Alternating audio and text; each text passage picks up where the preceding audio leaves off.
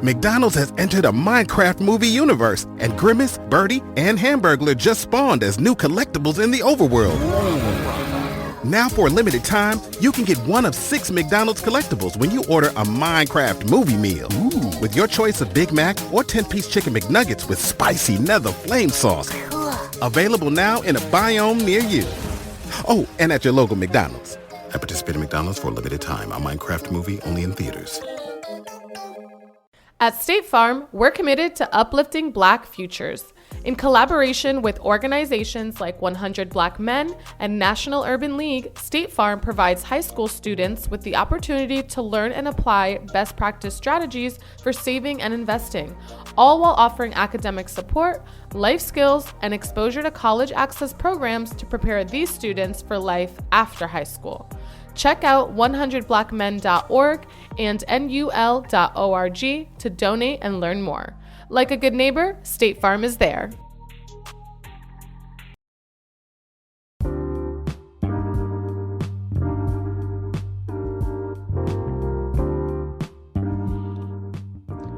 What's up, family? Your boy Dave with BWR here. Wanted to let y'all know about what we have going on April 21st. We're doing the Renaissance Mixer again. Yes, sir. We're bringing it back. Last year, we tried to do this and COVID shut us down, but we're bringing the party back.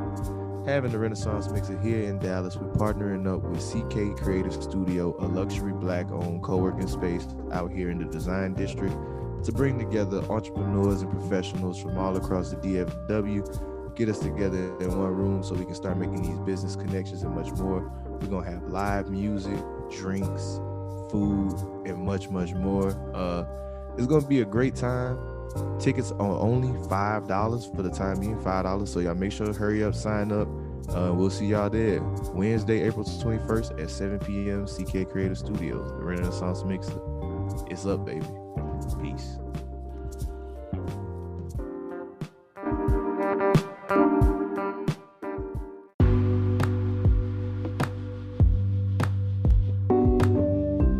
Have you been thinking about starting a podcast, but you don't know exactly where to get started? Maybe you don't know exactly what equipment you should buy or who you should go through with the hosting platforms. Well, good news. I created a course just for you. It'll be showing you how to make the fewest mistakes possible on your podcasting journey. It's called the Podcaster's Playbook, and it's a total masterclass taught by me, showing you all the techniques and tricks that we use behind the scenes of the Black Wealth Renaissance podcast. Swipe up now, click the link in the show notes so you can purchase the Podcaster's Playbook. What's up, y'all? It's your boy David with Black Wealth Renaissance, and I'm here today to tell you guys about Anchor. If you haven't heard of Anchor, it's the best place to make a podcast. Anchor is a free app that has creation tools that allow you to record and edit your podcast straight from your phone. Anchor also distributes your podcast across all major platforms, including Apple Podcasts, Spotify, and many others. You can also make money on your podcast with Anchor with no minimum listenership.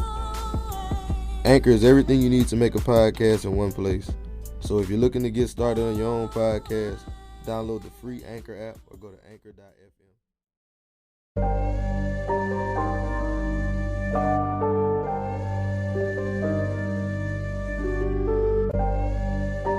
You know the rules of the game. Yeah. If you know the rules of the game, I don't care what color. Can you make me 100 million? Let's talk money. Can you make me that? If you can't make me that, I won't talk to you. You shouldn't even be at this table. Hey. I got money on my mind, I'm just trying to get some dough. I ain't picking up my line, unless it's money on the phone. Gotta get it on the daily, all I want is dubs, you know what I'm on. I've been chasing after paper, all I know is run money marathon. Do 5 years of this and be a millionaire and go on do what I want to do, have kids, go live my chip and joy in the game's life out here in Texas, or struggle for the next 10 years. The choice is yours. What's up, guys? Welcome to the Black Wealth Renaissance Podcast. Our goal of this podcast is to normalize Black wealth and share helpful resources and tips we believe will be useful in attaining and maintaining generational wealth. Please feel free to rate and comment on our podcast. We would love to hear all feedback you have. Now, enjoy the show. Welcome everybody to another episode of the Black Wealth Renaissance Podcast. Your boy David Bellard, 1/4 of the Black Wealth Renaissance, checking in with my co-host Jalen. How you feeling, bro? What's good? What's good? What's good? It's your boy Jalen, man. Another quarter of the Black Wealth Renaissance Podcast.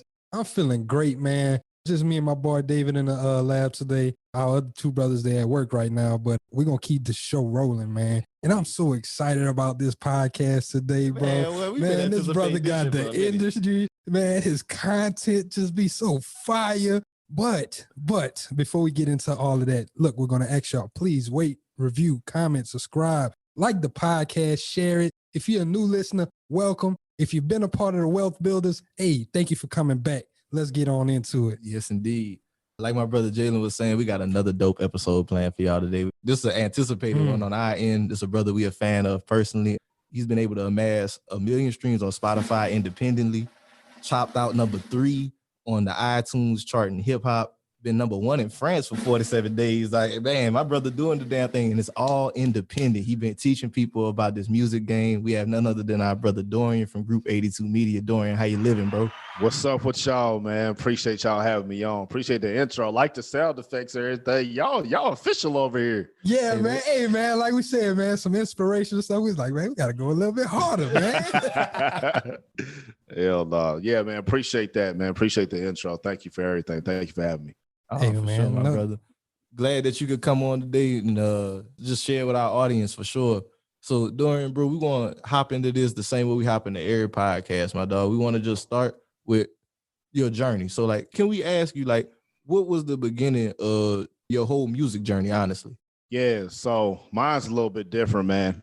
So, you know, with us and in our culture, like music, we in the womb, like music's just a part of everything that we do. And my parents, they were from Dayton, Ohio, so they grew up in the funk era. So like George Clinton, Parliament, like Lakeside, all of them, Bootsy Collins. So I was listening to all that stuff when I was really young. And then I was born in 84, so I'm 36. And so when I was like 8 or 9, that's when Death Row got massive. So the whole G-Funk was a derivative of their funk. My parents ain't really like it, but they like the beats because you know, beats are amazing. And so that was my like introduction into my own music.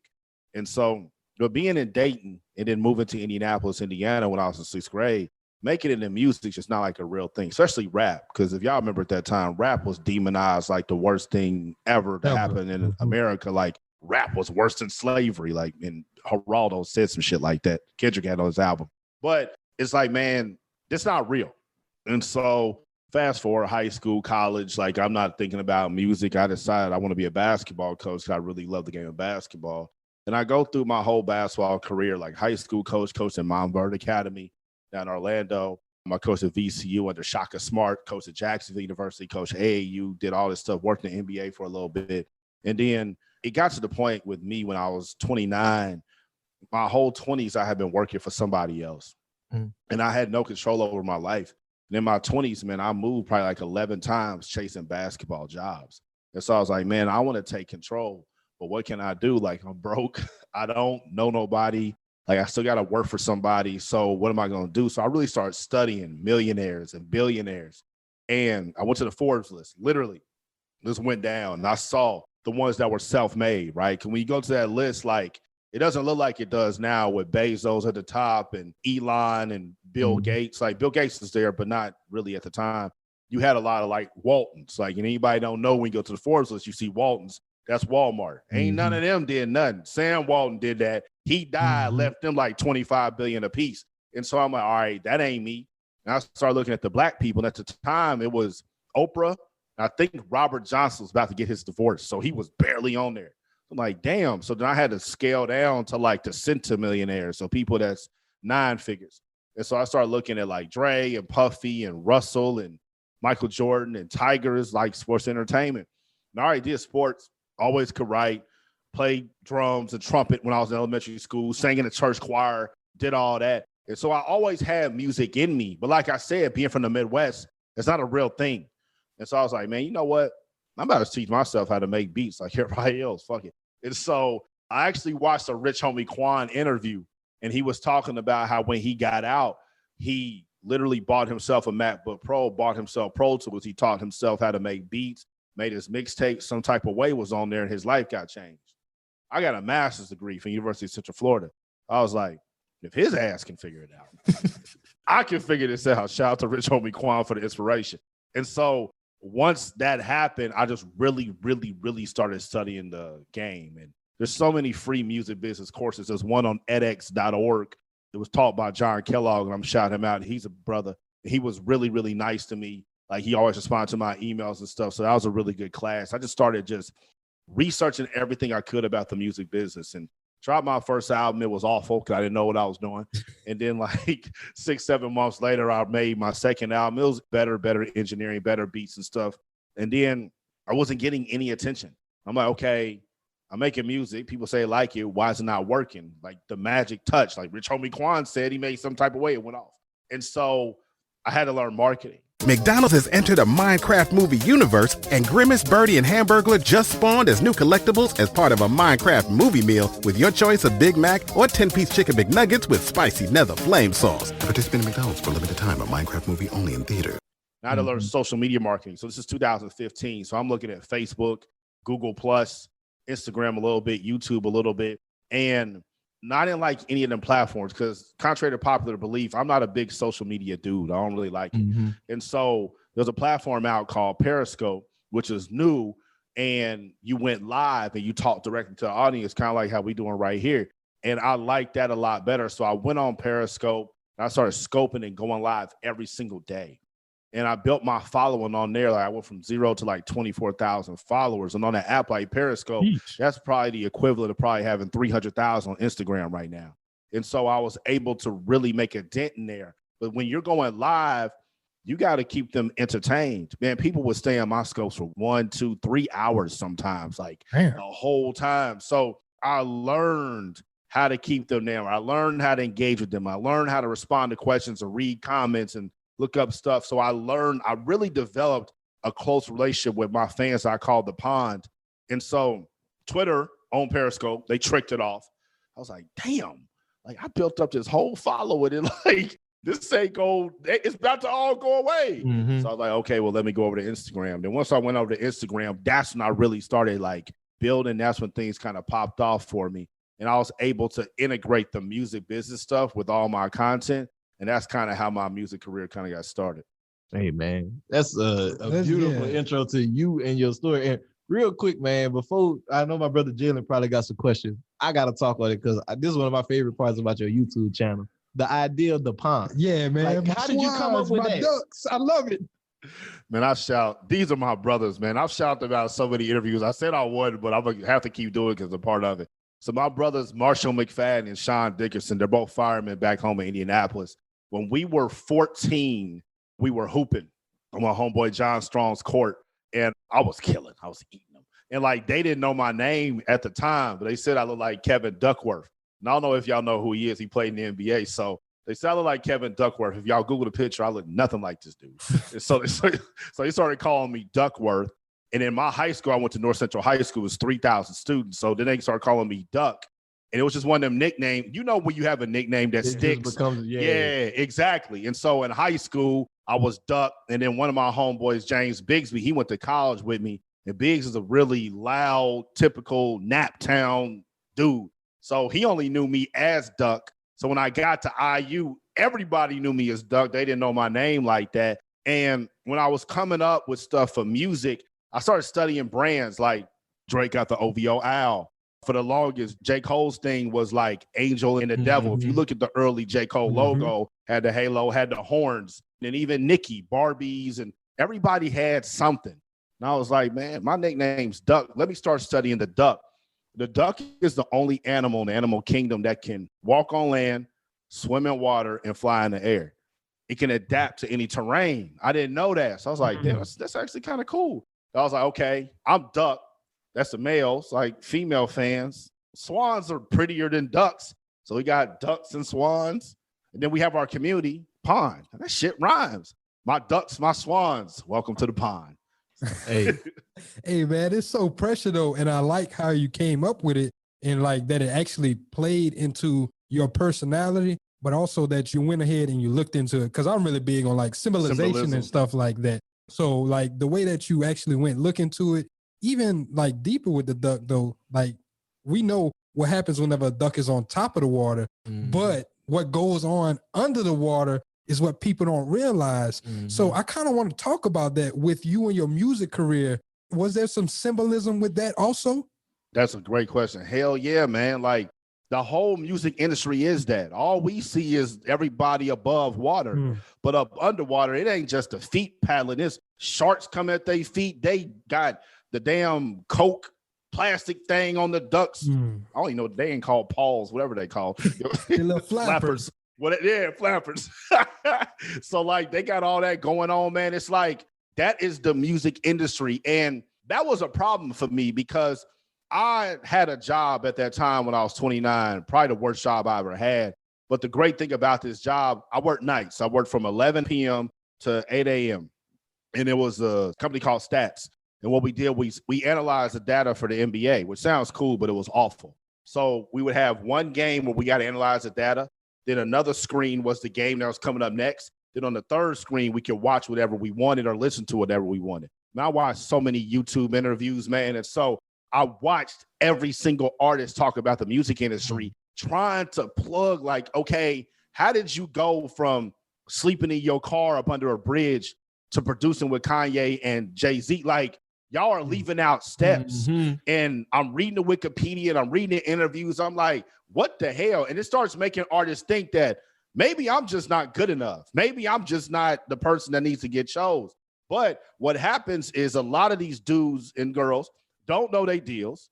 They don't own nothing and they can't talk about nothing because they don't know how it happened for themselves, right? Like most of these dudes, the way that they got a deal back then was they might have had a friend that was a manager or something, and they might start doing showcases of somebody's relationship, might have got them with this A&R, and that A&R liked the song, and the A&R brought it to the VP of A&R, that they brought to the president of the label, and they offered you a deal where they own everything. So nobody wants to admit that my advance was $15,000 and I don't own nothing. So when I come into the interview, I want to look like the duck above the pond. But below the pond, it's terrible. Like, and that's why I had to piece all this stuff together. Then once I did, I'm like, man, this whole industry is a joke. Like, we don't own shit. It's almost sad. I was talking to my lady about this the other day. It's almost sad, man. It makes me not love songs I grew up with as much because you realize these people don't even own that stuff. Bro, watching your YouTube channel, honestly, has helped me truly internalize that idea. And like, I'm glad you bring that up because when it comes to this industry shit, like, I want to go deeper with your journey. Like, so you started learning about this marketing from like Rich Homie Quan and stuff. So what was the beginning of it for you? Like, what was your first steps on social media? So the first step was me, and I didn't even know I was doing this, but when I was on Periscope, I was consistent. I was going live every single day for at least an hour, every single day. And then on Periscope, what I was doing is I was engaging. Once again, I didn't know the terms at the time. I was just being me. And so people would write comments. I would read the comments. They would ask a question. I would answer it. And that made people stick around because I was actually engaging. Too many people get on social media. And I talked about this on X's podcast, The Millionaire, My Mindset, where he calls it the Beyonce effect. They think they Beyonce. Ain't nobody coming on social media to look at you. You need to talk to somebody. Don't nobody know who you are. You got 42 followers. Have a conversation, man. There's three of us in here. Like, talk. You know, so that's what I started doing. I was engaging. I was consistent. And then I listened, right? Like, if they didn't like the sound or something was off, or Dorian, have you thought about doing this? Or have you thought about running a contest for this or whatever? I would try stuff and see what worked. And so once I started trying things, I developed my own plan. Like one thing we did, we called the SoundCloud Showcase. So what we would do is every Sunday at 2 p.m., we would have people come in like, hey, we're going to play anybody music that's on SoundCloud. The first 20 people come in. We're going to write you down. We're going to play your music. I'm going to give my feedback. People are going to vote if they like it or not. If people like it, we're going to add you to a playlist on SoundCloud. But you got to share it. You got to like it. You got to bring people in there. So every Sunday on Periscope, my account was on fire. Like, because it's getting shares, it's getting likes, it's getting taps, it's getting a bunch of people coming in. So every Monday I will wake up and I'll be trending on Periscope. I'm behind Steve Harvey. I'm behind Justin Timberlake. Like, I'm trending on that list, which got me more followers. Once again, I didn't know these terms. I didn't know I was bringing all this engagement, which was kicking the algorithm, stuff I didn't know. So Periscope was my training ground. It's my boot camp. And I'm almost depressed and in mourning because they about to get rid of Periscope. This is January 2021. In about 3 months, Periscope's going to be gone because Twitter's getting rid of it. But I took all that to Instagram. So everything I learned, I took it to Instagram. I just had to learn how to make videos that fit me because I couldn't. Instagram Live sucks. It is what it is. It's awful. Real shit. It really does. So, and at the time when I came over to Instagram, they had just introduced 60-second videos. So I had to make everything. I'm used to being a long form content person like how y'all are. I had to make it 60 seconds, right? Then they introduced IGTV, and that really opened up a lot of stuff for me. I learned the ins and outs of Instagram ads and all that. And then this is really how YouTube happened for me. Somebody who was in the pond said, man, I love your content, but Instagram search feature sucks. I can't find none of your videos that I want. Can you just post them up on YouTube? I was like, cool. So I just started putting them on YouTube, not even thinking about them. Man, I posted probably 9 videos. And the first video that really did something was 50 Cent's friends switched up on him after his first paycheck. And then that one, at the time, I had like 800 subscribers on YouTube or something. So I still had all the notifications coming to my phone. I wanted to respond to the comments and engage what Periscope had taught me to do. But then one day I got like 50 comments. I'm like, the hell? I need to turn this off. I got stuff to do. You know what I mean? And I saw, okay, man, that video's picking up. And then 2 days later, I posted Jay-Z warning the entire Rockefeller roster about 50 Cent.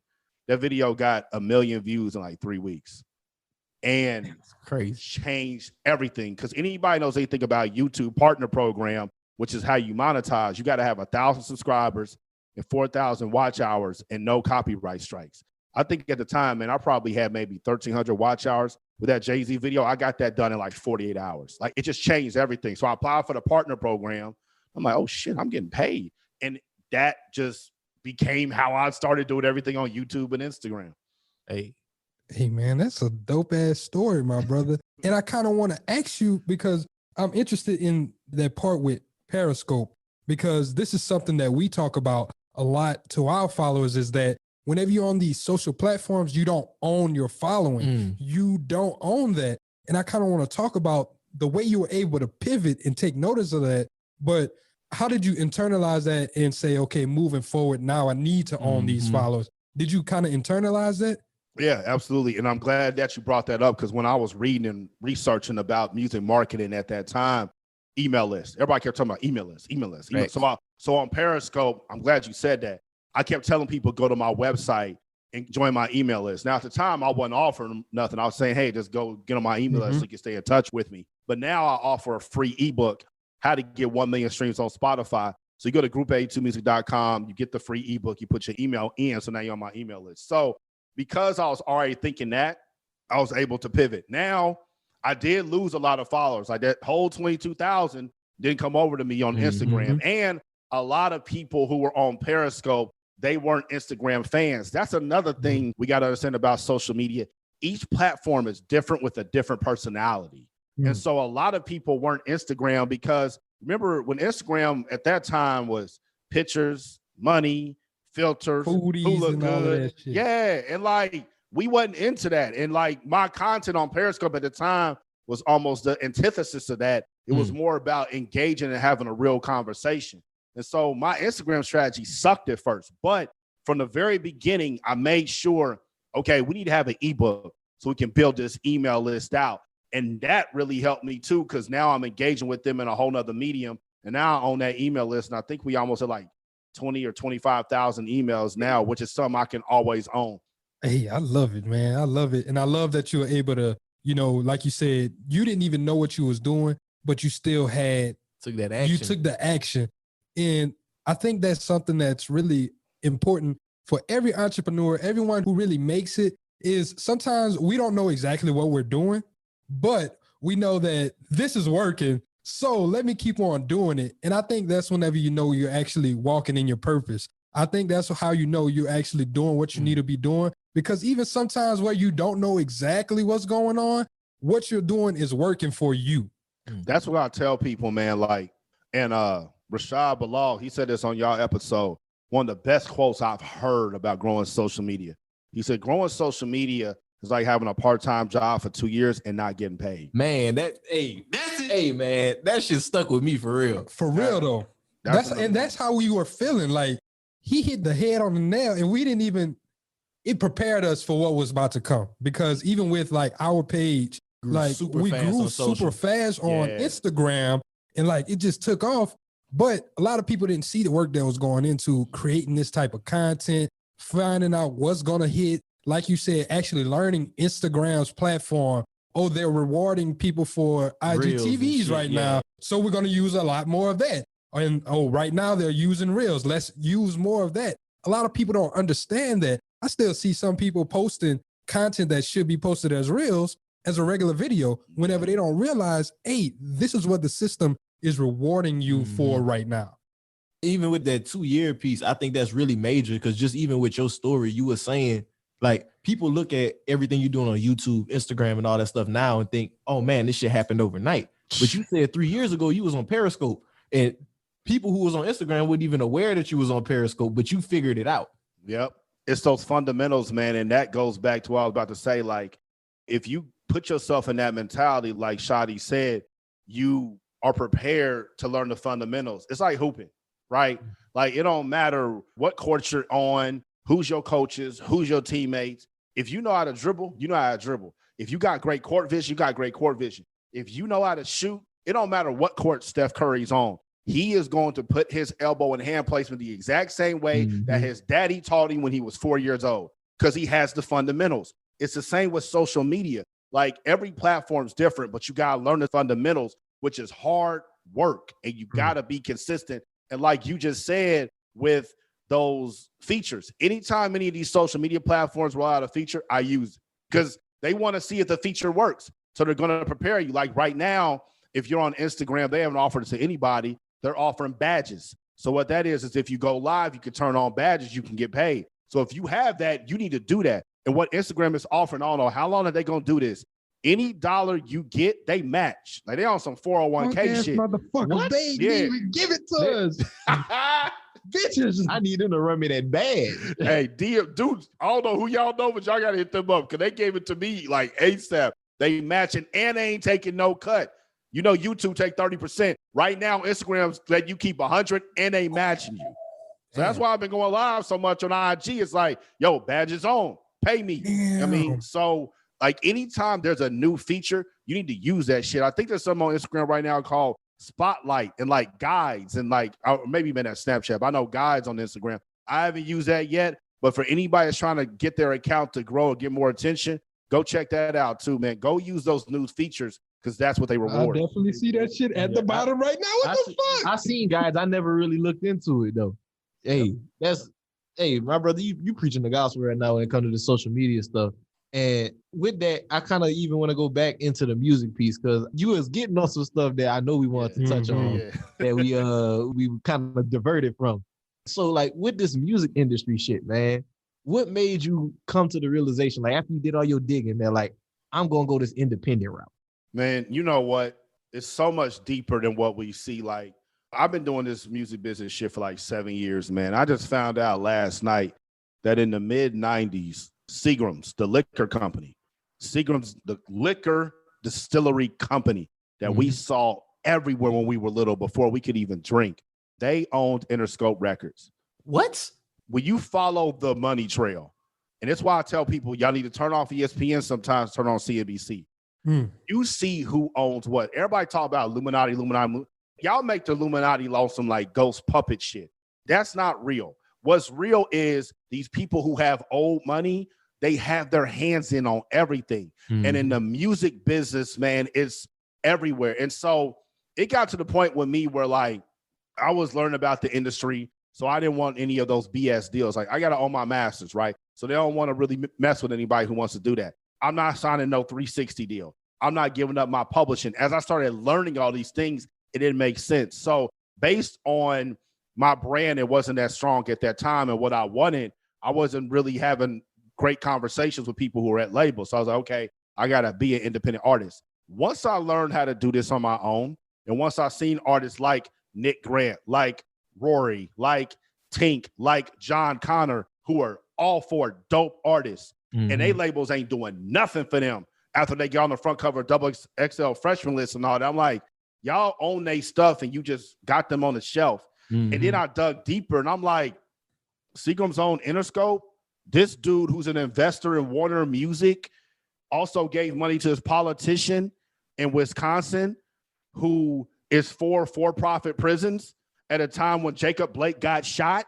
Like, when you follow the money, it's like y'all are literally using our masters to control us and fuck us up. Why would I sign to a label? Why would I do that? Why would I put money in y'all pocket to continue to finance the destruction of Black people?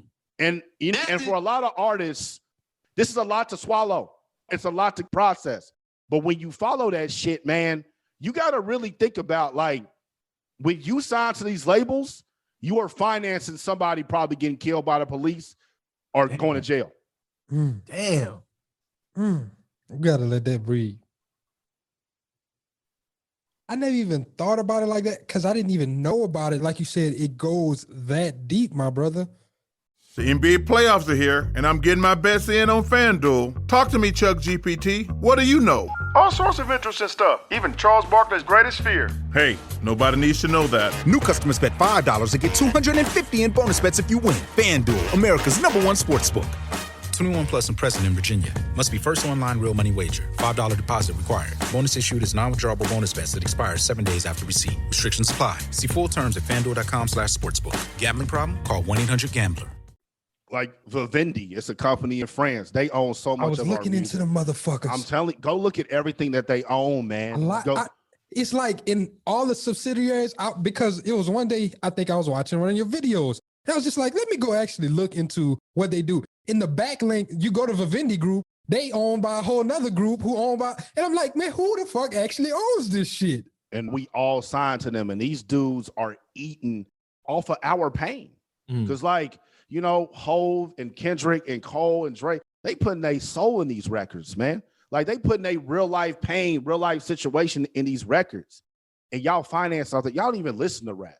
Y'all don't even give a fuck. And y'all taking this money and building prisons?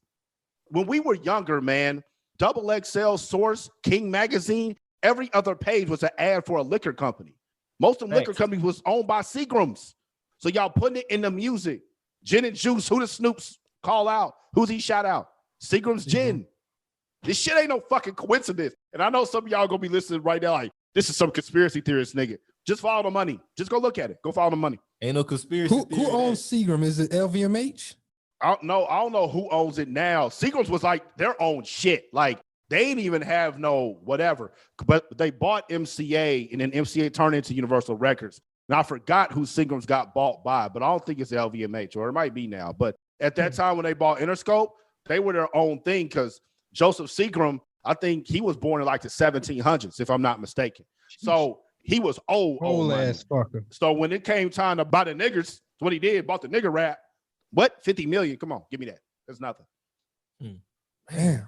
And I'm glad you mentioned some of those terms too, because I do want to go a little bit deeper into like the music industry. You talked about the masters, the publishing, the 360 deals and things of that nature. A lot of times we don't understand the actual business side.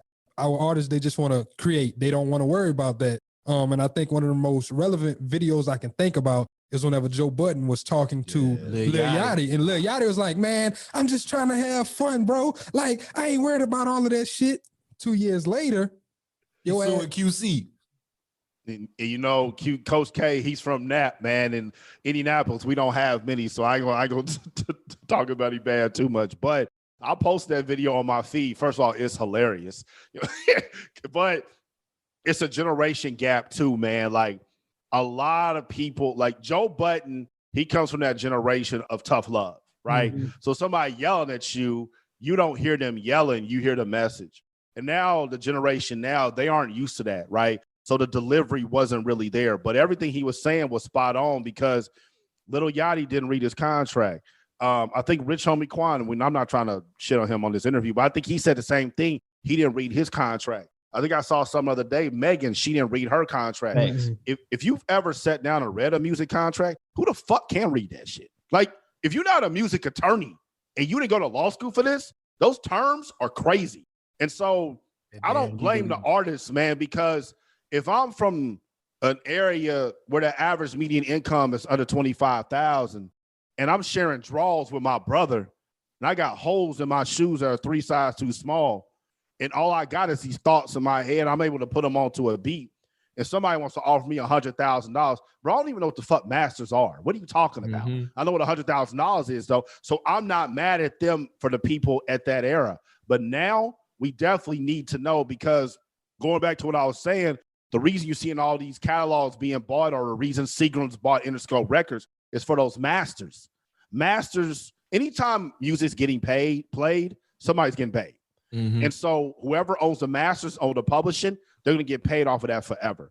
So like, I don't even know if the Star Spangled Banner has masters, or if it does, or that's probably not a good example. Like any Elvis song, right? Elvis going to get played forever. Whoever owns his masters, if it's his estate, you're going to get paid off of that. It's a revenue generating asset that never stops. That's why they want it so bad. And black people, we just been giving it away like M&Ms. So can you break down the difference between masters and publishing? Yeah. So masters, and it's kind of weird. So it goes back once again. So when you were recording on analog, which was like the tape decks back in the 60s and 70s before all this digital stuff, right? You had to actually use tape. Tape was super expensive. And so when you got done, you had the final copy, which was the master copy. And then you would duplicate other versions, or the ones that you want to sell to the public, off of that master. Do y'all know what them duplicates were called? Slaves. Wow. Go look it up. Masters and slaves. That's crazy. Yes, wow. So your master recording, and then you had the slaves, which is the ones that would go to the stores and all that. Whoever was the producer or the owner of that, you own that master recording. That is in my vault. That is mine. Okay. So if I help write the song, like, all right, well, hell, you own the master recording, but like I wrote, okay, well, let's invent this thing called publishing, right? You helped write. So now whenever there's a song, one half of it is a master recording, other half of it is the copyright with the publishing. And most independent artists, we own both. But if you're signed to a label, they usually own the masters while you'll maintain your publishing unless you give that away. So it sounds weird, but it's like two different entities for the same thing. But when you get it in advance, if you ain't read your contract, you'll give away your master, you give away your publishing, you give away your royalties. Some people give away their name, their logo, their everything. Damn, that shit wild as a motherfucker. I'm glad you broke that down too, because I never really fully understood the difference between masters and publishing. Like it always was a gray area for me. It sounds like publishing is just a hush puppy for artists, honestly. Like, hey, I own the big thing, but we'll give you a little something. And I also heard you say, you can own your masters, your publishing, and then there's royalties. So can you explain how you get paid off of those three? Yeah. So this is for every artist. This is going to be the gem of the interview. There's 4 things that you need in order to make sure you get 99% of your money. The other 1%, I mean, if somebody plays your song in Tanzania off some random streaming service, some dude invented in his hut, and I'm not trying to be racist, but I ain't never been there. You're not going to get that money. So you need a distributor. So a distributor is CD Baby, DistroKid, TuneCore, United Masters. You got to have your music through them. They're going to put your music on all platforms. So you got to sign up through a distributor, and they're going to collect royalties off of that for you. The second thing you need to have is a performing rights organization. So BMI, ASCAP, or CSAC. And those are the ones that collect your publishing money here in the US and Canada if it's CSAC. The third thing you need to have is Song Trust. They collect publishing and performance royalties all over the world. So anytime somebody might play you in Pandora and some other place, or like I said, Deezer or one of these other platforms we don't really listen to, they'll make sure that you'll get your money. And then the last one that you need is sound exchange. So if you ever get played on the radio somewhere or something like that, they'll collect all that money. So if you got those 4, a distributor, a performing rights organization, Song Trust, and sound exchange, you'll be able to collect 99% of your money. Will you be able to keep up with it? No. This is why you pay them. You can try to track down everywhere in the world is playing your music, how much they owe you. Bro, that's a full-time job. That's why they got these companies that got that. And you pay them their fee, and they're going to get you 99% of your money. And unless you just want to sell the music directly off your website on some digital copy shit and that's it, you're not going to get all your money from your music. It's just how it is. It's just too convoluted. So get those 4 things and you should be good. Hey, Gems, like you said, my brother. Appreciate you for educating us on that. I even want to dive deeper with it. So like with all these services that's doing this, because I know it's the streaming era now. You said like unless you're selling digital copies on your website, you're not really getting all your money. Like with streaming, can you break down how streaming works and like how monetization actually goes on with that? Because I'm pretty sure that's some convoluted shit right there. So Spotify, I'm gonna use them because we all know them. Started by Daniel Ek. I think it was like 2008, and he was Swedish. And he had an idea like, you know, people are still in music, and I know I stole my fair share of music over there. Yeah, man, LimeWire, FrontWire, all that shit. Hey, their share, all of them. And so he was like, yo, we gotta, because Steve Jobs did a great thing with iTunes where he sold the tracks individually, but people, I still don't want to buy it. I want to steal it. So we came up with this idea where people could stream music in some sort of hub like a cloud. Now, this is a great idea, right? You got my music, you got y'all music, but I want Jay-Z's music. I want Taylor Swift's music. I want Michael Jackson's music. So I got to go to the labels. There's 3 big record labels, Warner, Sony, and Universal. And yes, that's Warner Brothers, even though they sold their music arm, Sony PlayStation, Universal Studios. That's who owns all the music, basically. And he told them their idea. They're like, cool, we like it. What are you going to give us? I mean, what do you want? You want our music? What are you going to give us? So he gave up equity stake. So all 3 of the major labels had equity stake in Warner, Sony, and Universal inside of Spotify. So when he did that, right, what they did is like, okay, now since we have equity stake, we have an incentive to give you our artist's music. But whenever a song gets played, someone gets paid. Streaming didn't have any legislation at the time. Do we really want to be paying our artists for a service that we own? No. The labels always try to find a way to fuck the artist. So that's why that streaming rate is 0.00 whatever cents, because they made it so low for what a stream is actually valued. And so that's what artists get paid. So every 1 million streams for an artist is around $4,000. Now, I think since then, I think Sony sold their share and some artists got paid off of that when they did. They sold their share of Spotify. I think Universal and Warner still have stake in it. But that's pretty much like the finances of streaming. And Spotify gets that money to pay from subscriptions, from ads, and all that stuff.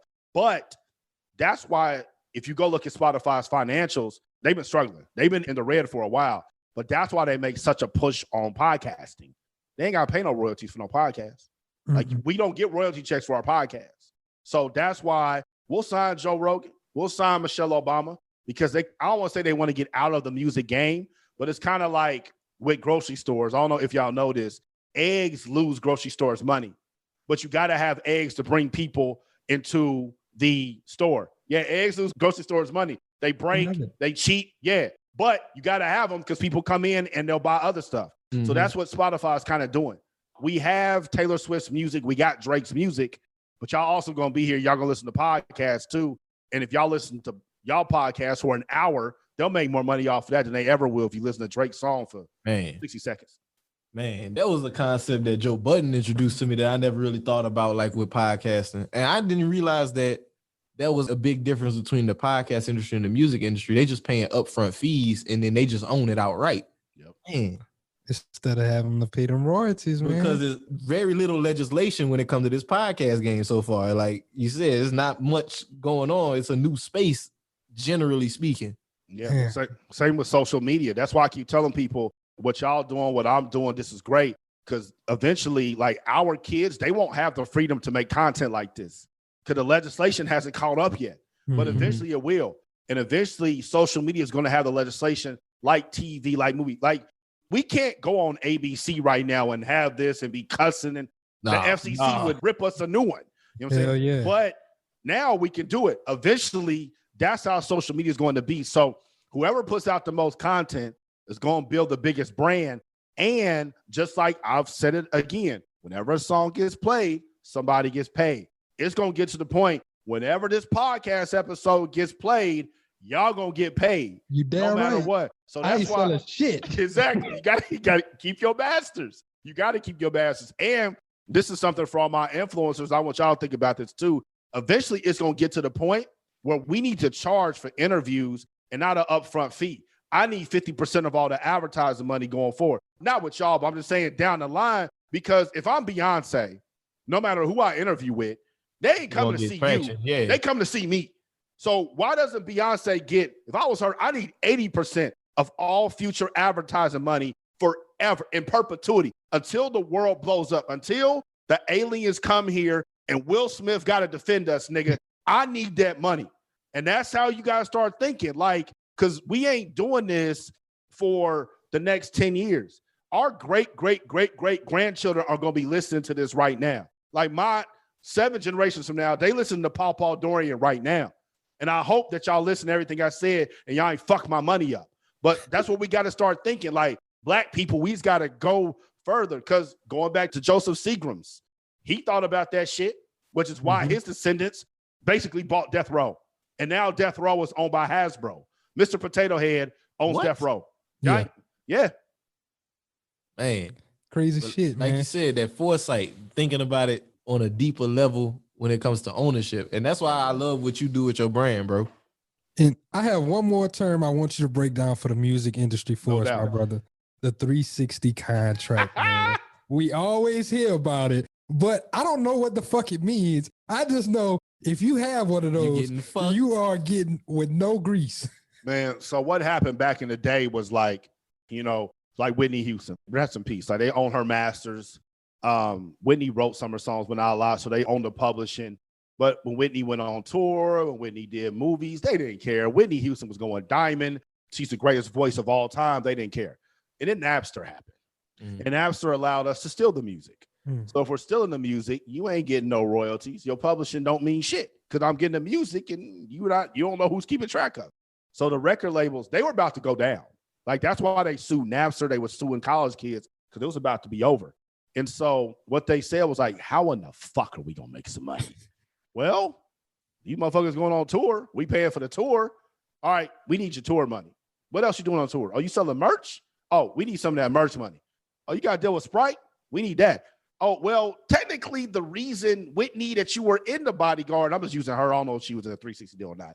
But the reason you were in the Bodyguard is because we made you so goddamn famous. So technically you owe us a piece of that too. You know what? This is what we're going to do. Anybody who signs with us, we need a piece of any money you make ever, because we made your ass famous. And once again, I'm a nigga in the hood. I'm sharing draws with my brother. You going to give me $100,000? You going to take a future revenue from when I'm in movies? Nigga, I'm in movies. Who cares? But eventually we got more sophisticated and we realized, goddamn, 360 deal, I'm legit a slave. Like anything I do, they get a piece of it. Man, thank you for that, because people need to understand that, especially like when it comes to music and ownership. Just like, yeah, the label, they can make you hot, but you don't want them to have a hand on everything, because eventually, like at one point, like they could say they made you hot, but you still the motherfucker that made the music. You still the one that built that connection with your fan base, and now they getting to reap the benefits. So I think I heard you say that somebody great granddaughter out here snorting coke off somebody dick in college because of that shit. Like, man, when I was at IU, man, I used to wonder how these girls was 20 years old driving G-Wagons and shit, and they got the most expensive apartment on campus. They great granddaddy owned somebody masters. He probably got it on some random deal on some random shit. Like, we got to stop giving all that away. Like, it's kind of like if the NBA came to LeBron was like, yeah, we gave you all your money, essentially, which got you the Nike money, which got you the Gatorade money, and we see you invested in this Blaze pizza. You took 10%. Oh, we need a piece of that. LeBron be like, what the fuck are you talking about? Get out of here. He's not giving you that. But if he was a rapper, he in a 360 deal, what are you going to say? He ain't got no choice. Man. For thought. Hell yeah. Now I want to move forward and move on into your rap career, my brother. The way that you were able to gain some success, the way you were able to rank #1 in France, the way you was able to get 1 million streams. #3 overall, man. That's not nothing to play with. #3 on the charts on iTunes, straight independent, is nothing to play with. Hell no, man. So I kind of want to talk about the ways that you were able to learn and navigate. And I heard you mention it earlier, what you were doing on Periscope on your Sundays where you're adding people to playlists. Mm-hmm. I think you were really, really innovative with that. I don't even think you knew what was about what you were doing, like what was about to pop off.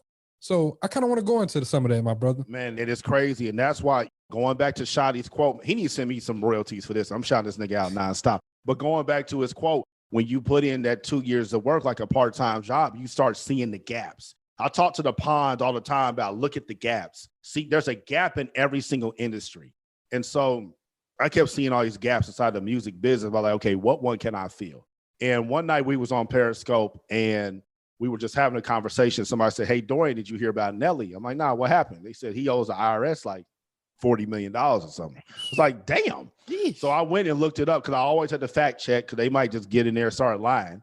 So I started fact checking. I came across an article on Business Insider and it talked about how much Nelly owed. I only know it was 40, but he owed some money. And inside of the article, they embedded tweets.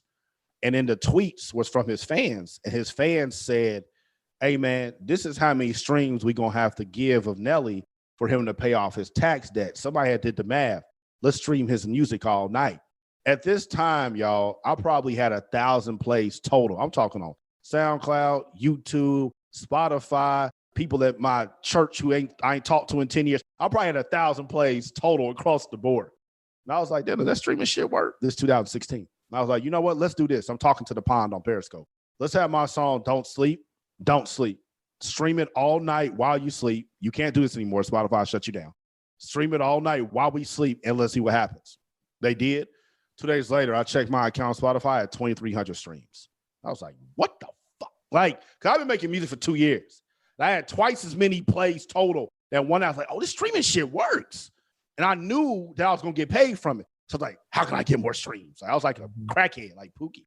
And so I went to Google and I started just looking up how to get more streams. This was really early. And I forgot whose blog I came across. And they were breaking it down. And they talked about playlists. I was like, okay. So then I started hitting up Spotify playlists on my own. And I really figured it out. And at the time, playlists was like the Wild Wild West back then. These people will work at Cracker Barrel and they have a playlist with 10,000 followers and everybody's listening to the music on there. So if you hit them up on Facebook, like, hey, man, I got 22,000 followers on Periscope. You add my song to a playlist. I'm going to shout you out, hopefully to get you some more followers, all that. He was okay, cool. So they would add my song to a top 3 spot. And I would get streams. I just kept getting more and more streams. The checks kept getting bigger. And that's how I've passed my first 1 million streams on Spotify. And I can't even lie, man. Like being an artist who I started from scratch, I didn't pay my rent in my studio apartment in Chicago and took my tax check to buy my first computer to learn how to make music. I watched hours and hours of YouTube videos, getting doubted. My first album got shitted on. For me to get 1 million streams, man, my music got played 1 million times. I cried. I can't even lie. I cried, man. I was like, damn. And I got paid off of that. And so I learned that playlisting was fucking powerful. And that feeling I felt, I said, every artist deserves to feel this. You deserve to know that people are listening to your music and you got paid from it. So I always kept that inside of my mind. And at the time, I was still doing the SoundCloud stuff. I kind of went away because SoundCloud, they weren't paying. So I went over here to Spotify. So kept doing it, kept shopping my songs to playlists for years. Like I'm putting in work. And then one dude I'd hit up, he had added already like 6 of my songs. I had a new single. I hit him. He was like, Dorian, I sold the playlist. It's like, the fuck you mean you sold the playlist? He said, I sold it. Like, why'd you sell it to me? And I was like, how do you sell it? And I forget dude's name. Man, he gave me the sauce. Like, he broke it all down. Like, you go to Twitter, and there was like a Twitter care page, and you had to have your address and the credit card and all that, and people could transfer playlists from one person to another. I said, how much did you sell it for? He said, man, I sold it for $100. What? What are you talking about? $100? What do you mean? So you know what I did? At the time, I had this database because I've been shopping my playlists, shopping my songs. So I hit everybody up like, yo, I want to buy your playlist. 6 of them hit me back. So I bought their playlist. And I was buying them for me. It's like, damn, now I can add all my music and I can just get all the plays. But I realized at that time, I own my own distribution network. So I'm like, other artists going to want this too. So let me start charging for playlist places. Not all people listen like, Spotify frowns upon that. Fucking Universal, Warner, and Sony got equity stake in Spotify. I don't want to hear that shit, okay? I'm an independent artist, nigga. We got to get it how we get it. And so once that happened, I started adding artists to the playlist. I started charging for that, and then that started giving me some working capital. And then that's how my brand kind of took off and how I got into the playlisting game. So was that kind of like the birth of Group 82? That's exactly was the birth of Group 82. Because I always had Group 82 because 8/2 August 2nd, that's my birthday. But that was just my label, like everybody who has a label. But I didn't know, once I got my million streams on Spotify, that was great. But that was some hard work. That was only $4,000 too. At the time, my job was paying me $5,000 a month. I was like, if I'm going to leave, I got to find a way to match this income. What else can I do? So once I got the playlist, I was like, okay, that's a great feature, kind of like the eggs at the grocery store. That's going to bring people in because they're going to be attracted to that. The plaques, they like all that. But I can't have my entire family's livelihood dependent on Spotify playlisting, because if they take the playlist, then I'm done. So what else can I offer? When I was coming up, and still now, it was so hard to get an artist website done, so hard to get a biography written, so hard to get cover art, so hard to get a beat store, a merch store. There was nobody that was offering this. This episode is brought to you by Shopify. Upgrade your business with Shopify, home of the #1 checkout on the planet. Shop Pay boosts conversions up to 50%, meaning fewer carts going abandoned and more sales going cha-ching. So if you're into growing your business, get a commerce platform that's ready to sell wherever your customers are. Visit Shopify.com to upgrade your selling today. So I filled the gap. I started seeing other people who were doing it, but they weren't me. They weren't black. They weren't unapologetically them. They weren't rapping. It was like these rock dudes who used to be Led Zeppelin's manager. And man, nobody will hear what the fuck that you got to say, dog. So I knew there was a gap. The independent music business game needed a real nigga who wasn't subscribed to none of these labels. None of that industry bullshit. Exactly. And I used to coach college basketball, so I already knew how to talk to them. I already knew how to talk to that demographic. All those years of engaging on Periscope, I knew what they responded to. So I just took my personality and I brought it to social media, and I became like the spokesperson for Group 82. And then, man, that shit changed my life, man. Hey, man, I love it. And I remember because I was watching one of your videos and I watched all the way to the end and you're talking about Group 82. I was like, let me go check this site out, man. I was like, oh, this nigga got products, nigga. I was like, oh, this nigga's making money. It's not just music. I told that to David. I was like, hey, man, take this shit out. I was like, oh, you can get your website done. Yeah. I was like, he's charging niggas to get on these playlists. I was like, oh, he making this bread. Got to, man. That's, we got some stuff rolling out for this year. And anybody that's been paying attention to my content, I'm becoming more universal for entrepreneurs, not just the music business. But once, this playlisting era ends, I'll really give y'all the insight to the financials and everything, because it's going to be a great study and probably a great case study down the line for the minimal investment that I put in and what I got back and what it did for me. Man, it literally, I'm not joking. It allowed me to leave my job. It's made me more money than I've ever made in my life. It's got me more residual income. It's built my brand. I mean, it's got me verified on Instagram. It's the reason that my YouTube's up. That investing in those playlists literally changed my perspective on everything, and it changed my life. One thing I love about your story, my brother, is like with Group 82 and the way you built it out. I love that it's like you said, you fill in the gaps. You didn't try to go out and do a bunch of different shit that was unrelated to music. You built out everything within the realm you were already in. So like now at this point with Group 82, how many different streams, just in terms of like products, services, things that you offer, have you built outside of just making music? Yeah, so we got Group 82 Music. That's the whole music arm. We have Group 82 Media. So in the midst of me trying to figure out this social media shit, I had to learn ads, right? Facebook and Instagram ads. I got to advertise the business. I can't depend on content going viral for us to get sales. Not a marketing plan. No, not at all. And I used to do like everybody else do, hit boost post, right? Hit promo, right? And it would get some, I'm like, I know this ain't what I'm supposed to be doing. And so I remember one time, this was like 2016, 2017, I was still working for somebody. And I went into Facebook Ad Manager to okay, so I don't know if y'all know Keita, dance kid. Like he did the song. He had a video with the song "Cut It." Him and his sisters. Yeah, I know what you're talking about. Yeah. He can really, really dance with Usher. So I had found him online, and I was talking to his mom, and they did a video for my song "Don't Sleep," and that really gave it a push. And so I was like, okay, I'm gonna take this Keita dance video, and I'm gonna run a Facebook ad on it. I'm gonna just go to Facebook ad manager. It's gonna take like 10 minutes. Man, I walked in the Facebook ad manager, dog. Yo, that shit confusing. I got a master's.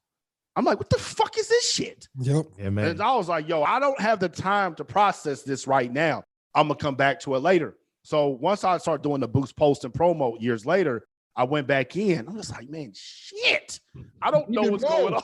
Even though I don't know. You know, so pixel conversion. None of this shit. And so I ended up taking a Facebook ads class. I'm not going to shout them out because I got other stuff coming. But I took a Facebook ads class, and it broke down everything that was inside of there. And so once I learned about Facebook Pixel, for those you don't know, you got to have Facebook Pixel installed on your website, because Facebook Pixel basically takes attendance on your website. It keeps track of who's there, how long they stayed, what they clicked on. So if you ever want to run ads to them again, you can say, hey, this person clicked on this color T-shirt.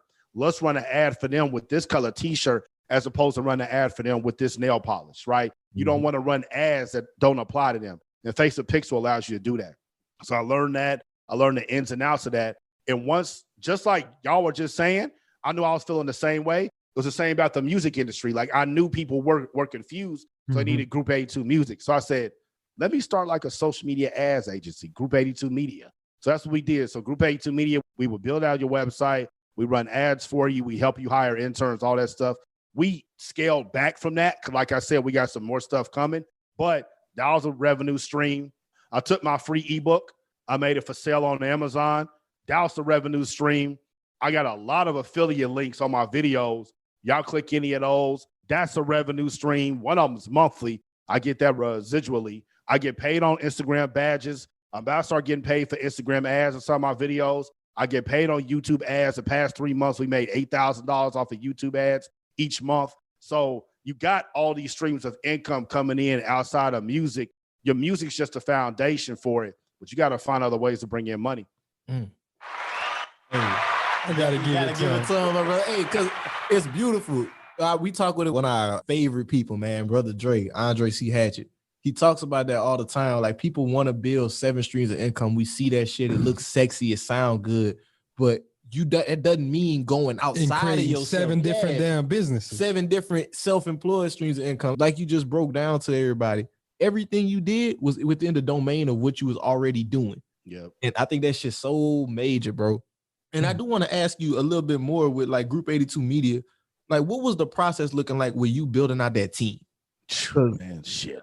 So the thing about Group 82, which is why we're starting to like go in kind of different directions, everything was dependent on me, man. Like I had like the Group 82 Music, like I was the expert on all that shit. Group 82 Media, I was the expert on Facebook ads and all that. So when I would hire a team, it was to teach them stuff I already knew. So like for Group 82 Music, I didn't have time to hunt them playlists after a while. I knew other people wanted to know the Spotify game. So I hired Spotify and business development interns to hunt the playlists for me so they can understand that. When it came to graphic design, I wasn't about to learn that stuff. Graphic designers are a dime a dozen. There's so many people that are in college. So we offered a graphic design internship, and we hit the ball out of the park on the first one we hired. Her name's Cassie. We got her. She was a sophomore at Penn State. She's about to graduate in May at Penn State. She's been with us the whole time. Like, I love Cassie. We drafted Shout out Cassie. Shout out Cassie. She's LeBron of our company. Anything you see graphic design, she did that shit. So we got her, made her an intern, and we started paying her. We've been paying her for like 2 years now. And then video editing. I didn't know that. And I wasn't about to learn that. Once again, hire interns. A lot of people don't know this. If you have an LLC, you can hire interns. You can hire unpaid interns because a lot of them need college credit, especially right now. So you can get them have an unpaid remote internship, or even if you want to pay them, it's up to you. People are looking for that. And so I just use that to my advantage because in exchange for them working for us, I'm teaching you the Spotify game. I'm helping Cassie build her portfolio for graphic design. Now she got everything with us, like video editors. These schools don't teach them social media video. If y'all want to talk about college, that's a whole nother episode. Don't get me started on that shit. But they're not teaching them social media video. Right. So I'm teaching them this is what you got to do on Instagram. This is why I picked this color blue. This is why I picked this font. This is why this meme works. This matches my personality. What you did is going to weaken and not emphasize this point of the video.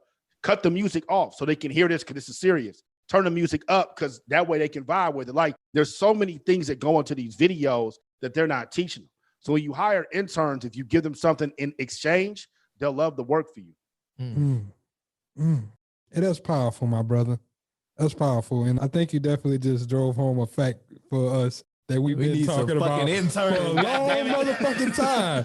For a long time. We've been talking about damn interns, but man, no, the other thing I definitely want to get on with you too, my brother, is the True Support campaign. Man, your album True Support, man. I think I mentioned it already on this podcast. What you did was so innovative. So can we kind of go into like how you came up with that and just how it played out? Yeah. So True Support was my third album. We're living in a very microwave musical culture. What I mean by that is people consume music very, very fast. So they're going to consume your album in an hour, and then that's probably going to be it. So you have to tell a story in the marketing of your album. If you can't tell a story, then don't drop an album. And I knew for me, I wanted to include my audience because they had been elevating me for 2 years. I've been giving them all this content. So how can I get them involved? Shout out to Curtis King. Curtis King with 2 S's. He's a producer. He's doing like this music business stuff. And he had Curtis King University, which he still has. And it's like $20 a month, but his stuff was geared towards producers. And I got in. I was in there for about 3 months, and I wasn't paying attention to it. But then one day I was like, I'm paying money. Let me get in here. Let me really pay attention. And he had a section in there. He said, how I charted top 10 on iTunes. I was like, what the hell? So I went and clicked. And what he did was with his album sale, anybody that bought his album, he gave them a beat for free because his audience was primarily artists and music producers. So if you bought 2 albums, you got 3 beats, all this stuff. So he made his album like $4.99 and he sent out a whole bunch of beats. And I think he probably sold like 200 copies. He charted like number 7 or something. I'm like, shit, I can do that. I'm like, they love these playlist placements. And we got a permanent playlist placement, which goes for $250. I said, I'm going to tell them, if y'all buy my album, I'm going to give y'all a playlist placement for free. And I was completely transparent because for people to buy your album now, they got to truly support you because I can stream your music, bro. Like, I don't need your album. So that's why I called the album True Support. So we did that, had the whole campaign because I know my audience loves a playlist placement. We sold almost 1,000 copies pre-order. Then when it launched, when the album came out, because that's when iTunes actually takes the money out, they had to send in screenshots and share it on social media and all that. And then the charts came out. We was number 3, man. Let's go. Hey, man, that's dope as hell, man. God damn. I definitely love the value proposition you brought with it, too. Like, it's so undeniable. You like, and it's not like it was capping your rap where you said it. This is the $249 value, and you can get it today for $9.99. All you got to do is buy my album. Yep. Yep. And I think, once again, pay attention to the industry, too. Justin Bieber's bundling T-shirts, Travis Scott's bundling ticket sales. We're not on that level, you know, but there is something you got to give people. This is going to hurt a lot of artists' feelings. No one cares about your music, man. They don't care. They can listen to Drake, Cole, Kendrick, Nas, Hov. They got endless amounts of music. What's going to make them care about you? Like you just said, the value proposition. And the value has to be so extreme that they're like, what I look like not buying this man's album? He's given me content for 2 years. He's helped me make money. I'm going to get a $250 value. It's only $9. I told him too, I said, if you've been following me all these years, you ain't buying my album, unfollow me right now. Like True Support. Like, come on, goddammit. And they showed up. And then what happened, because like I told, like y'all mentioned in the intro, I've been number 1 in France for a while now. And like, I was only on the US charts for a day. I've been on the France charts for 47 days. So because of YouTube, because of that campaign, now the music got out.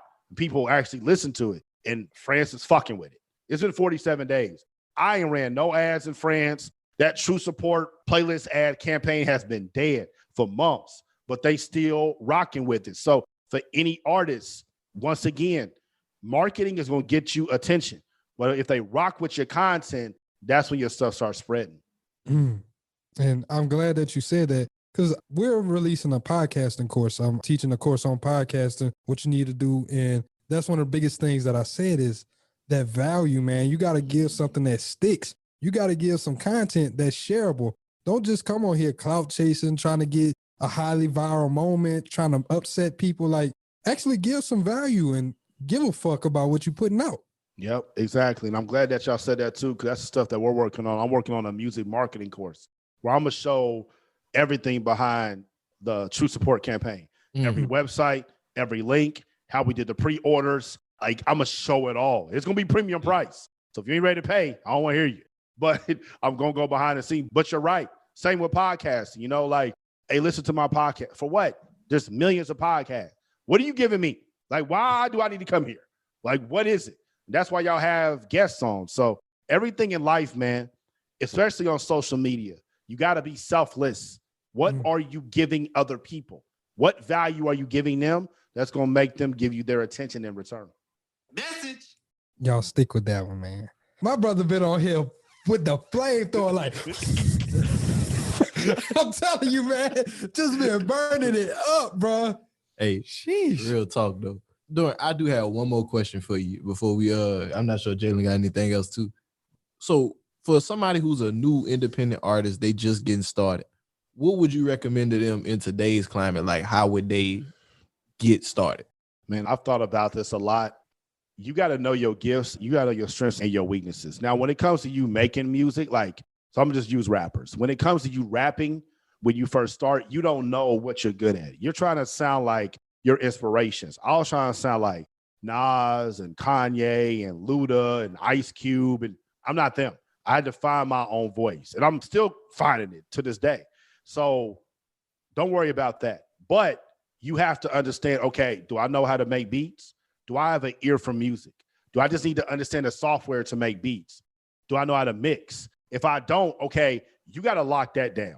Get your beats off of YouTube, buy the stems, don't half-ass, just buy the MP3 and the wave, and then find you an engineer that you trust and that's going to help you get your sound.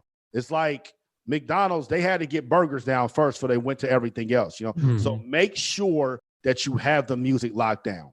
After that, you have to be, as an artist, 100% real with yourself all the time. It's the reason I go so hard on social media. It's the reason I come at people so hard on social media, because I come at myself the exact same way. I knew that I was good at sales. In-person sales, always have been. So when it came to sales and marketing and business and all that, like, I'm passionate about that. I read about that. That's my strengths. I'm going to handle that. When it comes to graphic design and video editing, yeah, I could probably teach myself that, but I'm not passionate about that shit. You know, so how long can I avoid graphic design? How long can I avoid video editing? Or can I find somebody? As an artist, lock down the music. Whatever your strengths are, quadruple down on them joints. Like, become the best at your strengths, and then your weaknesses, eventually you'll have to outsource those out. And I can't tell anybody what those are, but you have to absolutely do that. Now, the next part is social media strategy. You have to have one. This is the best social media strategy. This is for any entrepreneur out there. But I'm going to use artists as the example. No one cares about your music. Y'all heard me say this tonight already. They don't care. But they care about other stuff. For me, I was a college basketball coach. So when you start talking about basketball at a deeper level, people know that I know what I'm talking about. So what I would do is I would go on Instagram. I go to one of these basketball pages. I turn on the notifications. And as soon as they post, I would go watch the clip and I write a long comment about basketball. United Masters, I did this for the longest with them. As soon as they post, I watch the clip. I write a long comment about the music business. Because my comment's long, people going to read it. Because it's early, it's going to get likes. It's going to get pushed up in the comment thread. These accounts have a bunch of followers. People are going to read the comments. They're going to comment on that comment. And then what do you do when you see a comment that catches your interest? You always click that person's page. So you click the profile, and now my bio and the link in my bio is optimized for me to sell whatever that I'm trying to sell. So as an artist, whatever it is that you into, basketball, pottery, weed, shoelaces, candles, essential oils, find wherever these people are on the internet and go nerd out with them. Why? Because everybody listens to music. Everybody listens to music. They ain't listen to your music because you don't have a personal connection with them. But if they know that you nerd out about organic diapers the same way that they do, they're going to listen to your music over Drake because they don't give a fuck about Drake's organic diaper knowledge. They know that you have that. And that's how you can build your audience. You start with a minor audience, and then you do something like True Support where they share your shit, and then that's how you build up.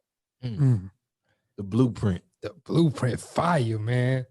Fire. I did have one last question. I ain't gonna lie. No, it's not that question. It's another one. It's actually pertaining to the music. It was another video that I saw that you done whenever you're breaking down Panda and just the way music is structured, hitting on certain consonants, certain syllables and things like that. I'm a big music nerd too. I played in a band my whole life. I ain't gonna lie to you. Like, I love music. And whenever you were going through that, I was like, damn, bro, he really you had me realize Designer was a lot smarter than I thought he was. I ain't gonna lie.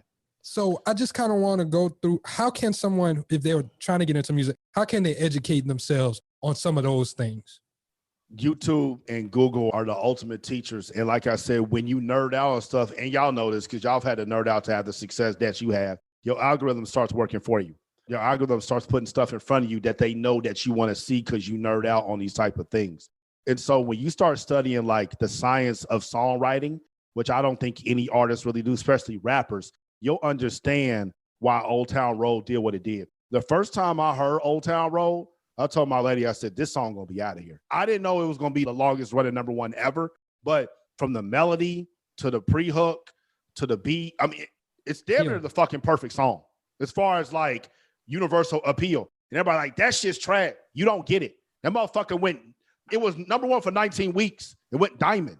So you can think it's trash all you want. Y'all think everything got to be super lyrical, all these double, triple entendres and all that make you feel good like you selling dope you never did. There's a science to songwriting. Jay-Z studied this shit more than anybody. When you listen to very early Hove, like Reasonable Doubt and even like the one after that, and then you listen to when he got to Annie, Hard Knock Life, he studied songwriting. Like, yeah, that song's hard. It is. And there's certain constants like your voice is an instrument. So the sound, that sounds like a snare drum. So when you listen to Drake Sicko Mode, he's hitting that shit.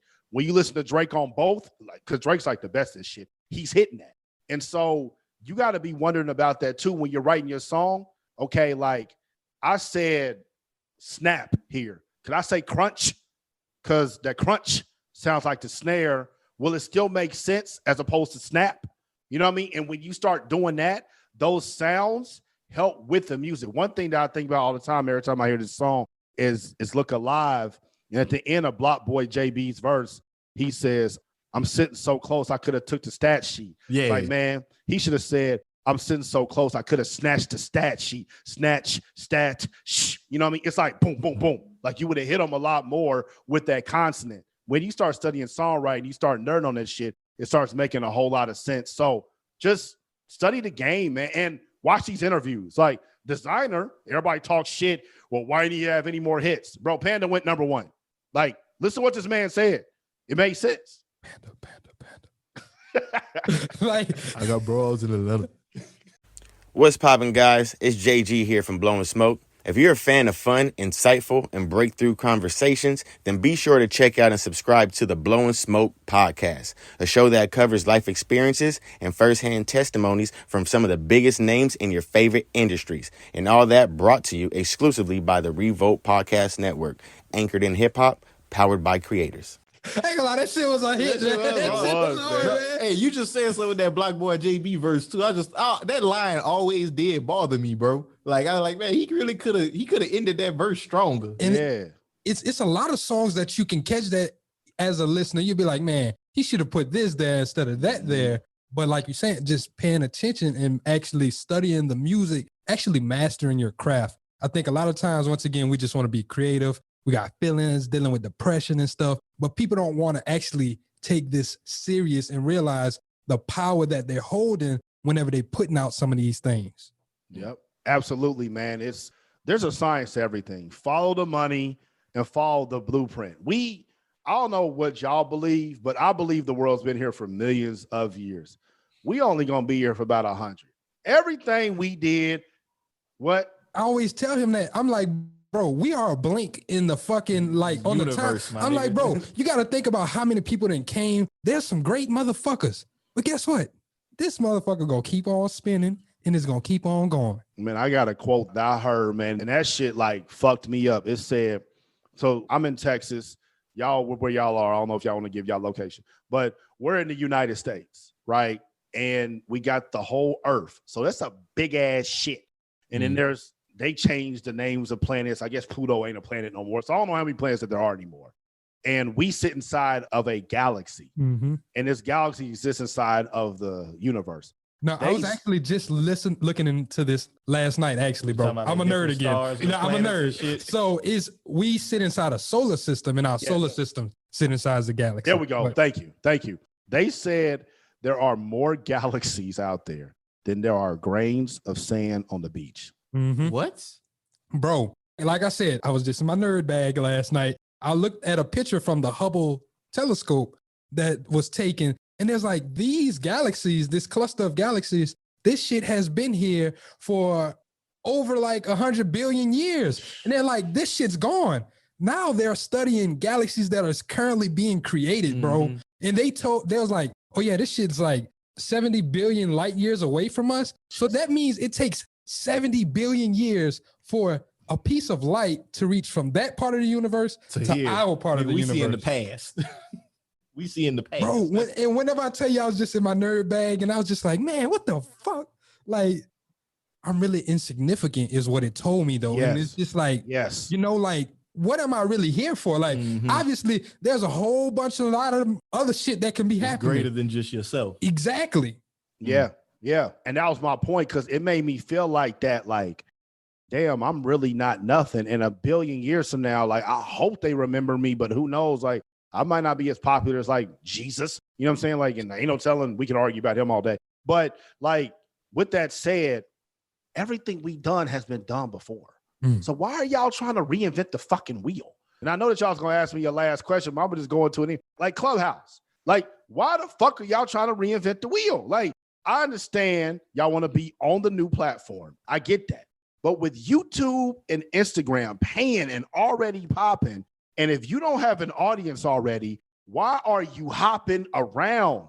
You need to build your audience on one platform first and then go to the other ones. If you already have an audience, fuck with Clubhouse. I get it. But for people that don't, nigga, you need to be on Instagram. You need to be on YouTube and just do what you click on. People always like, what's your social media strategy? What's the secrets? I looked at the videos I was clicking on. I made the same videos. Like, nigga, everything's been done before. Like, none of us are fucking any new way that our ancestors were. The goal is to have a baby, and we all know how to do it. Like, stop trying to reinvent shit, man. You know, like, y'all making this too difficult because, like you said, we 70 billion light years away from some aliens. They don't tell them what they got over there. Like, y'all making it harder than these. Exactly. Man, that's real shit. Hell yeah. So he went through the what's on your timeline. Hey, I ain't gonna lie, I had my quarrels with Clubhouse too. Man, I remember I was trying to get on that shit. That was just like, man, this is a whole lot of cap on this app, bro. Like, people just doing some crazy shit. There was this one girl, she was like, yeah, I've been on Clubhouse since 11 o'clock last night. It was 6 o'clock in the morning. I'm like, she's like, oh my God, I'm so inspired. I learned so much. There's a lot of niggas not getting shit done on Clubhouse. I'm like, bro, you just sat up on Clubhouse since 11 o'clock to 6 o'clock. You know how productive you could have been if you'd have took that time out and just took what you learned from that first hour, that first hour you were there, and went go actually implement these things. Well, fuck, you should have went with your ass to bed. Fuck that. You need sleep. And that's the thing, man. Like, what's on my timeline? I literally just posted at Dorian Group 82 on Instagram. Clubhouse gets investment interest at $1 billion valuation. So, like, they're valued at $1 billion off of us doing dumb shit like that. Like, Black people, the whole world moves on us. When we say something's cool, it's cool. It's cool. Every single social media platform, they were cool, but they wasn't shit until we got into it. And it used to be we just gave them like the hood card or whatever niggas want to say, hood pass. But now barbecue. Exactly. We kept inviting them there. But now Silicon Valley has found a way to monetize and to actually quantify that. Clubhouse's strategy when they were coming up with this, and it's the usual suspects, Stanford MBA grads, they went to Anderson Horowitz, the most popular VC firm, got the idea, got it funded, and then what they do? Well, we got to go to the niggas. How we going to do it? We going to bring them in, we going to pay whatever, get them to argue and start doing these conversations. Then the niggas, they always figure it out. They're so goddamn creative. They always figure it out. And what we do, we fucking figure it out while they get $1 billion and we don't get shit. I don't know if a lot of people know this, but Fitbit, okay? Fitbit was founded by an Asian dude, and I forget his name. And his parents didn't go to college. They were immigrants, I forget from what country. But they set up shop in the hood. They sold beauty supply products in Black neighborhoods. He was on the interview with Guy Raz, How I Built It's one of my favorite podcasts. And he was talking about how his mom would literally go through Jet Magazine and Ebony Magazine and look for hairstyles, and she would buy those type of wigs so she could sell it to her audience. Wow. He said he was trying to get into it. His mom was like, you're not doing this. You're going to college. They took the money from our neighborhood, from our style, and they sent his ass to Harvard. This motherfucker invented Fitbit. He's a fucking billionaire. From us. How many of their kids are we going to keep doing this shit? This is why I got the problem with fucking Clubhouse. Their kids are going to be billionaires now. And we're not. And we fucking built that shit. And we still on that motherfucker talking all day. Just arguing. Meek, you don't need to do this. Meek, you are more important to the culture than this. Fuck academics. Get his ass the fuck out. Like, we got to cut this shit out, man. We got to cut it out. We are making these people trillions of dollars. Trillions with a T. This is not an exaggeration. Apple's valuation is $1 trillion. Oh, yeah. And then y'all want to cry when somebody gets shot in the fucking street? Like I said, it's a direct line. It's a direct line. If we had all that money that Clubhouse and Fitbit and all that had, we can buy any politician that we want, and we can tell that politician, listen, you do what the fuck we tell you to do, or we ain't giving you no money. Your ass going to be out of office. And guess what's going to happen next time one of us gets shot and killed? That politician going to go on a huge campaign to get that cop the fucking death penalty, and now you can't kill niggas no more. But y'all want to fucking argue on Clubhouse. Talk to my brother, man. Hey, man, I've been enjoying this motherfucking podcast. Yeah, I already knew this was going to be a special one, my dog. Hell yeah. Man. I got one last question, man. I gotta ask, man. I gotta ask. Off, my brother. What's your why, my brother? What's making you do all of this? What's making you tick? What's making you motivated? The stuff that I just said. Like, I'm fucking tired of it, man. I'm tired of Black people being so behind. We've had a Black president. So there's 3 major indexes in the stock market: NASDAQ, Dow Jones, S&P 500. Standard & Poor's 500, named after some old white dudes. It's the top 500 companies essentially that represent the economy. If you bet on the S&P 500, you're betting on America. You put your money in the S&P 500 index fund. Every 7 years, it's going to double. Like, this is basic investment knowledge. We've had a Black president, which is probably the hardest position to get in all of society. There's only been 46 people that have ever been president, and one of them has been Black. We have never had a Black-owned company in the S&P 500. I don't want to be the greatest rapper of all time. I want to be the greatest entrepreneur of all time. The fact we have built this entire fucking country and we ain't never had a Black-owned company in the S&P 500. Can y'all name me one Black-owned company that's public right now that we buying stock in like that? I can. 91. What's the actual name? U1 is the ticker. That's RLJ. That's Robert L. Johnson. We some different niggas when it come to that respect. We actually put out a blog on it. Please. Because we need that information. And I ain't gonna lie, that's one of my goals in my life. Like, I keep on telling them, bro, I'm gonna take a company public because I want to see more Black-owned companies traded on the stock market. That's one of my goals. I want to be on one of these motherfucking index. It's only 3. I want to be the reason why this motherfucker going up like Tesla. Got to, man. And you know, Michelle Obama has a great quote. And she was like, I've been in the room with these people. They are not that damn smart. And for real, like, these dudes who founded Kevin Systrom at Instagram, and I'm not coming at them, but y'all fit the fucking profile.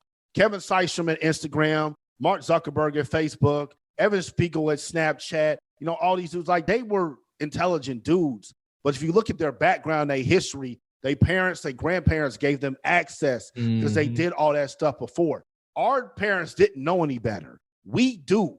So y'all asking my why? I want my daughter to be a millionaire by the time that she's 5 years old. She's 19 months now. And I want when she's 18, if she want to fucking go to Paris for 3 years and fucking make pots from her bare hands, she can do that because she got the fucking money. I don't want her to have to worry about money. And I'm tired of black people. Every time we have a problem, we got to vote for this person and we got to protest this. We got to do that. No, we need to pay for this shit. That's the only language America understands. Racism has been going on forever. It wasn't until George Floyd got killed on tape and we started breaking shit and costing them money that they wanted to change shit all of a sudden. They don't understand nothing else. So my contribution to this is I have entrepreneurial gifts. I'm trying to acquire as much resources as I can. And for those y'all that are following me, y'all gonna be mad at me over the year for my political affiliations. Just know this. I'm bringing that money back to black people. I don't give a fuck. Republicans, Democrats, are you trying to get results or not? That's all that I care about. So that's my why. I want when I'm 80 years old, I'm like, okay, we ain't getting shot in the streets no more when we 16. That shit gotta stop, man. Real shit. Ooh, man. I love it, my brother. It's heavy, but I love it because there's some real shit though, man. Some real shit. And I just want to say thank you. Thank you for coming on the pod, man. We enjoyed this, my brother. We knew it was going to be special. We was looking forward to this. Appreciate you for spending your Saturday afternoon with us, my dog. For sure. Absolutely, man. Y'all can follow me everywhere at Dorian Group 82 on all social media, group82music.com. And to y'all need me to do anything, man. Post shit, share, whatever. Let me know. I'm down. You know what I mean? Once I come on a podcast, I want to see y'all succeed because y'all do really, really good stuff. It's a lot of our podcasts out here, but I'm very selective what I listen to. I listen to y'all, so I appreciate what y'all do. Hey, man. Appreciate it, my brother. I'm glad you gave the people your information because that's all I was about to ask them, man. But also, if you're an independent artist, y'all please get at my brother. Y'all need his guidance. If you listen to this episode and you ain't getting nothing out of this, you need to go fuck with Group 82 because my brother is actually helping people get on in this shit. Hell yeah. Yeah. Appreciate y'all. Hey, and for everybody, once again, if y'all new here, thank y'all for listening to the whole podcast episode. We want to say thank y'all. Thank y'all. Thank y'all. If you've been here, appreciate y'all too, man. Thank y'all for growing with us. Like I said, BWR to the moon. We're trying to hit 20,000 plays first 30 days this year, y'all. So y'all help us out right now. Yeah, right now we at 10,000 plays in the first 30 days. Help us get to 20, y'all. We want y'all to make sure y'all share this. Share this with y'all family. Share this with y'all friends. Share this with anybody. Hey, and I don't care. If we say Black Wealth Renaissance, but this is for everybody. Then we just do this for our culture. Thanks. Yeah, I ain't really got nothing else, dog. On that note, it's David with Black Wealth Renaissance signing out. Peace. I got money on my mind. I'm just trying to get some dough. I ain't picking up my line unless it's money on the phone. Gotta get it on the daily. All I want is dubs. You know what I'm on. I've been chasing after paper. All I know is run money marathon.